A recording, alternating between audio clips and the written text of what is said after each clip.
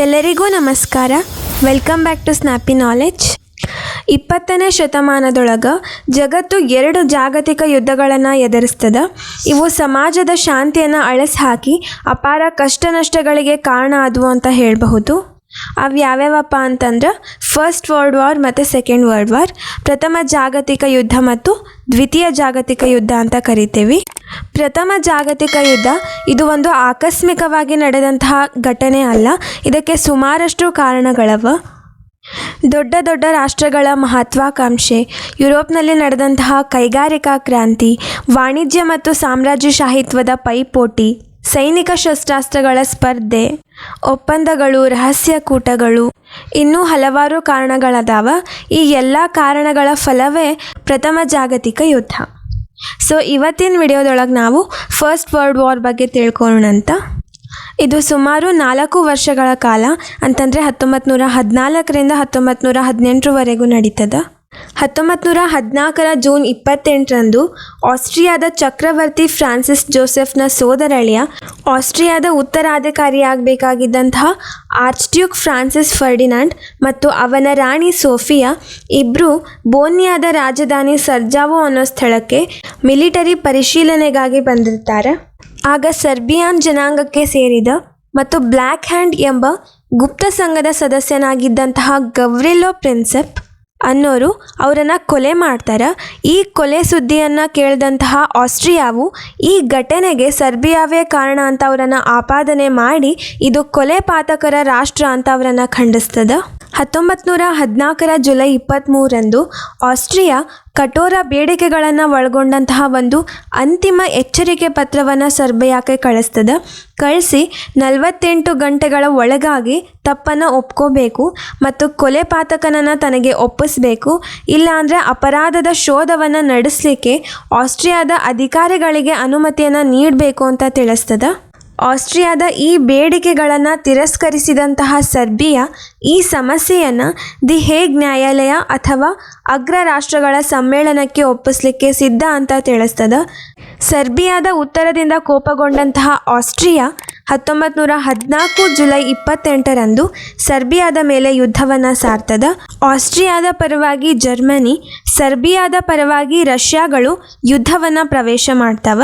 ಹೀಗೆ ವಿಶ್ವ ಯುದ್ಧ ಪ್ರಾರಂಭ ಆಯ್ತಂತ ಹೇಳ್ಬೋದು. ಈ ಯುದ್ಧ ನಡೀಲಿಕ್ಕೆ ಇದೊಂದೇ ಕಾರಣ ಅಲ್ಲ, ಇದು ಒಂದು ಕೇವಲ ತತ್ಕ್ಷಣದ ಕಾರಣ. ಇನ್ನೂ ಹಲವಾರು ಕಾರಣಗಳದಾವ. ಅವು ಯಾವ್ಯಾವಪ್ಪ ಅಂತಂದ್ರೆ, ಜರ್ಮನಿಯ ಚಾನ್ಸ್ಲರ್ ಬಿಸ್ಮಾರ್ಕ್ 1817ರೊಳಗೆ ಜರ್ಮನಿಯ ಏಕೀಕರಣವನ್ನು ಸಾಧಿಸಿದ ನಂತರ ಶಾಂತಿಯನ್ನು ಬಯಸ್ತಾನೆ ಮತ್ತು ಜರ್ಮನಿಯ ರಕ್ಷಣೆಗಾಗಿ ಜರ್ಮನಿಯ ಸುತ್ತ ಮಿತ್ರ ರಾಷ್ಟ್ರಗಳ ವೃತ್ತವನ್ನು ನಿರ್ಮಿಸಲಿಕ್ಕೆ ಬಯಸ್ತಾನೆ. ಫ್ರಾನ್ಸನ್ನು ಸೋಲಿಸಿ ಅಲ್ಸೇಸ್ ಲೊರೈನ್ ಪ್ರಾಂತ್ಯಗಳನ್ನು ಕಿತ್ಕೊಂಡಿರ್ತಾನೆ. ಸೊ ಹಾಗಾಗಿ ಅದು ಜರ್ಮನಿ ಮೇಲೆ ಆಕ್ರಮಣ ಮಾಡುವಂತಹ ಸಾಧ್ಯತೆ ಇತ್ತು. ಆದ್ದರಿಂದ ಫ್ರಾನ್ಸನ್ನು ಏಕಾಂಗಿಯನ್ನಾಗಿಸಲಿಕ್ಕೆ ಅಗ್ರ ರಾಷ್ಟ್ರಗಳನ್ನು ಜರ್ಮನಿ ಕಡೆ ಸೆಳಿಲಿಕ್ಕೆ ಪ್ರಯತ್ನವನ್ನು ಮಾಡ್ತಾನೆ. ಸೊ ಇದರ ಪರಿಣಾಮವೇ ರಹಸ್ಯ ಒಪ್ಪಂದ. 1872ರೊಳಗೆ ಬಿಸ್ಮಾರ್ಕ್ ಜರ್ಮನಿ, ರಷ್ಯಾ, ಆಸ್ಟ್ರಿಯಾದ ಚಕ್ರವರ್ತಿಗಳನ್ನೊಳಗೊಂಡಂತಹ 3 ಚಕ್ರವರ್ತಿಗಳ ಒಕ್ಕೂಟವನ್ನು ರಚಿಸ್ತಾನೆ. ಅದನ್ನು ತ್ರಿರಾಷ್ಟ್ರ ಒಪ್ಪಂದ, ಟ್ರಿಪಲ್ ಅಲೈನ್ಸ್ ಅಂತ ಕರೆಯಲಾಗ್ತದೆ. ಆದರೆ ಇನ್ನೊಂದೇನಪ್ಪ ಅಂತಂದ್ರೆ 1878ರ ಬರ್ಲಿನ್ ಒಪ್ಪಂದದೊಳಗೆ ಬಿಸ್ಮಾರ್ಕ್ ರಷ್ಯಾದ ಶತ್ರು ರಾಷ್ಟ್ರವಾದಂತಹ ಆಸ್ಟ್ರಿಯಾದ ಪರ ತೀರ್ಮಾನವನ್ನು ಕೈಗೊಂಡಿರ್ತಾನೆ. ಇದರಿಂದ ರಷ್ಯಾ 3 ಚಕ್ರವರ್ತಿಗಳ ಒಕ್ಕೂಟ ಅಂದರೆ ಟ್ರಿಪಲ್ ಅಲೈನ್ಸ್ನಿಂದ ಹೊರಗೆ ಬೀಳ್ತದೆ. ಇದರಿಂದ ಬಿಸ್ಮಾರ್ಕ್ ಆಸ್ಟ್ರಿಯಾದೊಂದಿಗೆ ದ್ವಿರಾಷ್ಟ್ರ ಒಪ್ಪಂದ ಅಂದರೆ ಡ್ಯುಯಲ್ ಅಲೈನ್ಸನ್ನು 1879ರಲ್ಲಿ ಮಾಡ್ಕೋತಾನೆ. ಮತ್ತು ರಷ್ಯಾ ಫ್ರಾನ್ಸ್ನೊಂದಿಗೆ ಎಲ್ಲಿ ಸೇರಿ ಮೈತ್ರಿಕೂಟವನ್ನು ರಚಿಸ್ಕೊಳ್ತದ ಅದನ್ನು ತಡಿಬೇಕನ್ನೋಂಥ ಉದ್ದೇಶದಿಂದ 1887ರಲ್ಲಿ ರಹಸ್ಯ ಒಪ್ಪಂದವನ್ನು ಮಾಡ್ಕೋತಾನೆ. ಇದನ್ನು ಆಸ್ಟ್ರಿಯಾಕ್ಕೆ ತಿಳಿಸ್ದಂತೆ ರಹಸ್ಯವಾಗಿ ಇಡಲಾಗ್ತದೆ. ಇದೇ ಸಮಯದೊಳಗೆ ಏಕಾಂಗಿಯಾಗಿದ್ದಂತಹ ಇಟಲಿ ಐರೋಪ್ಯ ರಾಷ್ಟ್ರಗಳ ಸ್ನೇಹವನ್ನು ಬಯಸ್ತದೆ. ಈ ಮೂಲಕ ಇಟಲಿ ಜರ್ಮನಿ ಮತ್ತು ಆಸ್ಟ್ರಿಯಾವನ್ನು ಸೇರ್ತದೆ. ಇಟಲಿಯ ಸೇರ್ಪಡೆಯಿಂದ ದ್ವಿರಾಷ್ಟ್ರ ಒಪ್ಪಂದವು ತ್ರಿರಾಷ್ಟ್ರ ಒಪ್ಪಂದ ಅಂದರೆ ಟ್ರಿಪಲ್ ಅಲೈನ್ಸ್ ಆಗಿ ಮಾರ್ಪಾಡ್ತದೆ. ಮತ್ತೊಂದು ಕಡೆ ಜರ್ಮನಿಯ ಚಾನ್ಸ್ಲರ್ ಬಿಸ್ಮಾರ್ಕ್ 1890 ನಿವೃತ್ತನಾಗ್ತಾನೆ. ಇದರ ನಂತರ ಬಂದಂತಹ ವಿಲಿಯಂ ರಷ್ಯಾದೊಂದಿಗೆ ಹೊಂದಿದ್ದ ಮೈತ್ರಿಯುತ ಒಪ್ಪಂದವನ್ನು ಮುಂದುವರ್ಸಂಗಿಲ್ಲ. ಇದರಿಂದಾಗಿ ರಷ್ಯಾ ಫ್ರಾನ್ಸ್ನೊಂದಿಗೆ 1893 ರಹಸ್ಯ ಸೈನಿಕ ಒಪ್ಪಂದವನ್ನು ಮಾಡ್ಕೋತದ. ಸಾಮೂಹಿಕ ಭದ್ರತೆಗಾಗಿ ಹುಡುಕಾಡುತ್ತಿದ್ದಂತಹ ಫ್ರಾನ್ಸ್ 1904 ಇಂಗ್ಲೆಂಡನ್ನು ಕರೀತದ. ಇದರಿಂದಾಗಿ 1907 ಫ್ರಾನ್ಸ್, ರಷ್ಯಾ, ಇಂಗ್ಲೆಂಡ್ ತ್ರಿರಾಷ್ಟ್ರ ಸೌಖ್ಯ ಅಂದರೆ ಟ್ರಿಪಲ್ ಎಂಟೆಂಟ್ ರಚನೆಗೊಳ್ತದೆ.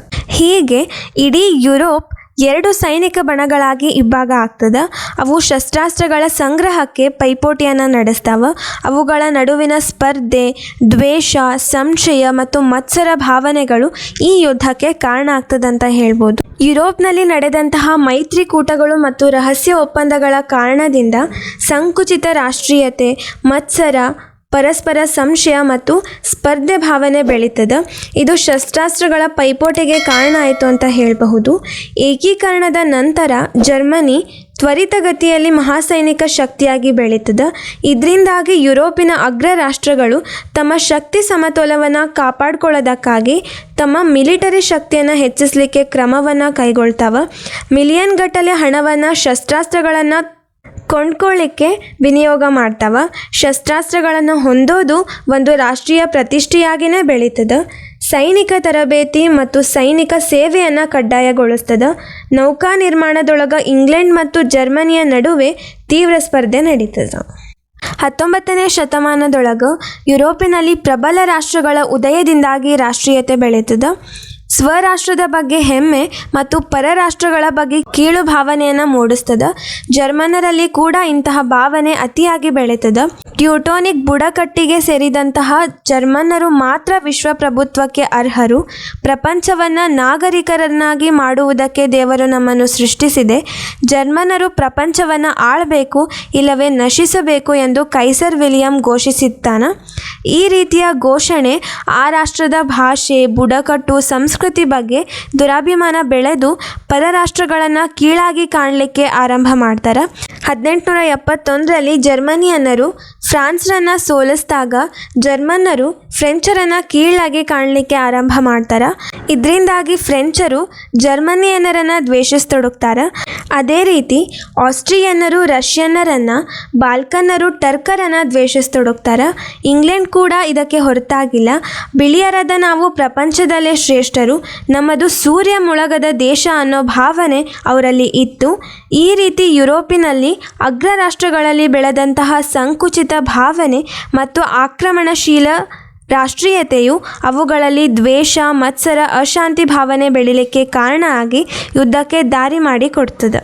ಮತ್ತೊಂದು ಕಡೆ ಜರ್ಮನಿಯ ಚಕ್ರವರ್ತಿ 2ನೇ ವಿಲಿಯಂ 1890 ಬಲಾತ್ಕಾರದಿಂದ ಬಿಸ್ಮಾರ್ಕನ್ನು ಚಾನ್ಸ್ಲರ್ ಹುದ್ದೆಯಿಂದ ನಿವೃತ್ತಗೊಳಿಸಿ ಸರ್ವಾಧಿಕಾರಿಯಾಗ್ತಾನೆ.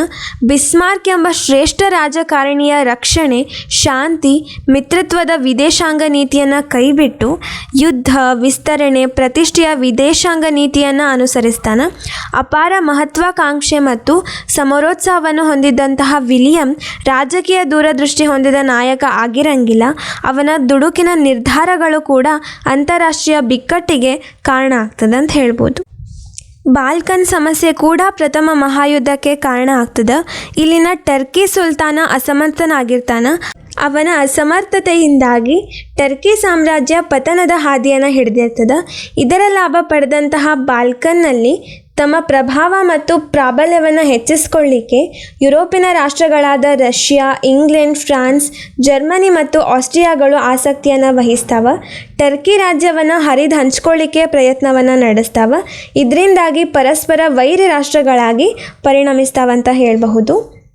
ಬಾಲ್ಕನ್ ರಾಜ್ಯಗಳಾದಂತಹ ಗ್ರೀಸ್, ಸರ್ಬಿಯಾ, ರುಮೇನಿಯಾ, ಬಲ್ಗೇರಿಯಾಗಳು ಬಹುಸಂಖ್ಯಾತ ಕ್ರಿಶ್ಚಿಯನ್ನರನ್ನು ಹೊಂದಿರ್ತಾವೆ. ಅವು ಟರ್ಕಿ ಸುಲ್ತಾನನ ದಬ್ಬಾಳಿಕೆಯಿಂದ ಅತೃಪ್ತಗೊಂಡಿರ್ತಾವಂತ ಹೇಳ್ಬೋದು. ಅವುಗಳಿಗೆ ರಷ್ಯಾದ ಬೆಂಬಲ ಇತ್ತು. ಇಂಗ್ಲೆಂಡ್ ಟರ್ಕಿ ಸುಲ್ತಾನನ ಬೆಂಬಲಕ್ಕೆ ನಿಂತಿತ್ತು. ಆಸ್ಟ್ರಿಯಾ 1878ರ ಬರ್ಲಿನ್ ಕಾಂಗ್ರೆಸ್ ಒಪ್ಪಂದದ ಕರಾರುಗಳನ್ನು ಧಿಕ್ಕರಿಸಿ ಬೋಸ್ನಿಯಾ ಮತ್ತು ಹರ್ಜ್ಗೋವಿನಾಗಳನ್ನು 1908ರಲ್ಲಿ ಆಕ್ರಮಿಸಿಕೊಂಡಿರ್ತದೆ. ಇದನ್ನು ರಷ್ಯಾ ಮತ್ತು ಸರ್ಬಿಯಾಗಳು ವಿರೋಧವನ್ನು ಮಾಡ್ತಾವ. ಫ್ರಾನ್ಸ್ ರಷ್ಯಾದ ಬೆಂಬಲಕ್ಕೆ ನಿಂತರೆ ಜರ್ಮನಿ ಆಸ್ಟ್ರಿಯಾದ ಬೆಂಬಲಕ್ಕೆ ನಿಂತಿರ್ತದೆ. ಹೀಗೆ ಬಾಲ್ಕನ್ ರಾಜ್ಯಗಳ ರಾಜಕೀಯದಲ್ಲಿ ಆಸ್ಟ್ರಿಯಾ, ಇಂಗ್ಲೆಂಡ್, ರಷ್ಯಾಗಳ ವೈರತ್ವ ಯುದ್ಧಕ್ಕೆ ಕಾರಣ ಆಗ್ತದಂತ ಹೇಳ್ಬೋದು. ಬಿಸ್ಮಾರ್ಕ್ನ ಪ್ರಕಾರ ಪ್ರಪಂಚದಲ್ಲಿ ಮಹಾಯುದ್ಧವೇನಾದರೂ ಸಂಭವಿಸಿದರೆ ಅದರ ಆರಂಭ ಈ ಬಾಲ್ಕನ್ನಿಂದಲೇ ಅಂತ ಹೇಳ್ತಾರೆ. ಮತ್ತೊಂದು ಕಾರಣ ಅಂತಂದ್ರೆ 1870ರ ಫ್ರಾಂಕೋ ಪರ್ಷಿಯನ್ ಕದನದೊಳಗೆ ಫ್ರೆಂಚರು ಸಂಪೂರ್ಣವಾಗಿ ಸೋತಿರ್ತಾರೆ. ಈ ಸೋಲು ಅವರಿಗೆ ತೀವ್ರವಾಗಿ ಅವಮಾನವನ್ನು ತಂದುಕೊಡ್ತದೆ. ಯುದ್ಧದ ನಂತರ ನಡೆದಂತಹ 1871ರ ಫ್ರಾಂಕ್ಫರ್ಟ್ ಒಪ್ಪಂದದ ಪ್ರಕಾರ ಫ್ರಾನ್ಸ್ ಯುದ್ಧ ನಷ್ಟವಾಗಿ 5,000 ದಶಲಕ್ಷ ಫ್ರಾಂಕುಗಳನ್ನು ಪರ್ಷಿಯಾಗೆ ಕೊಡಬೇಕಾಯಿತು ಮತ್ತು ಅಲ್ಸೇಸ್ ಹಾಗೂ ಲೊರೈನ್ಗಳನ್ನು ಜರ್ಮನಿಗೆ ಬಿಟ್ಕೊಡ್ಬೇಕಾಯಿತು. ಈ ಕರಾರುಗಳು ಫ್ರಾನ್ಸಿಗೆ ತೀವ್ರ ಅವಮಾನಕಾರಿಯಾಗಿದ್ವು. ಇದರಿಂದಾಗಿ ಫ್ರಾನ್ಸ್ ಮತ್ತು ಜರ್ಮನಿಯ ಮಧ್ಯೆ ದ್ವೇಷ ಬೆಳೀತದೆ. ಈ ಸೋಲಿನಿಂದ ಅತೃಪ್ತಗೊಂಡಂತಹ ಫ್ರಾನ್ಸ್ ಪುನಃ ಆ ಪ್ರದೇಶವನ್ನು ಪಡಿಲಿಕ್ಕೆ ಮತ್ತು ಸೇಡನ್ನು ತೀರಿಸ್ಕೊಳ್ಳಿಕ್ಕೆ ಮಿತ್ರಕೂಟವನ್ನು ಸೇರ್ತದೆ. ಇದಿಷ್ಟು ಮೊದಲನೇ ಮಹಾಯುದ್ಧ ನಡೀಲಿಕ್ಕೆ ಕಾರಣಗಳಾಗಿದ್ವು. ಮುಂದಿನ ವಿಡಿಯೋದೊಳಗೆ ಪ್ರಧಾನ ಘಟನೆಗಳು ಮತ್ತು ಅದರ ಪರಿಣಾಮಗಳನ್ನು ನೋಡೋಣಂತ. ಸೊ ಈ ವಿಡಿಯೋ ನಿಮಗೆ ಇಷ್ಟ ಆಗಿದ್ದರೆ ಲೈಕ್ ಮಾಡಿ, ಶೇರ್ ಮಾಡಿ, ಸಬ್ಸ್ಕ್ರೈಬ್ ಮಾಡಿ. Thanks for watching.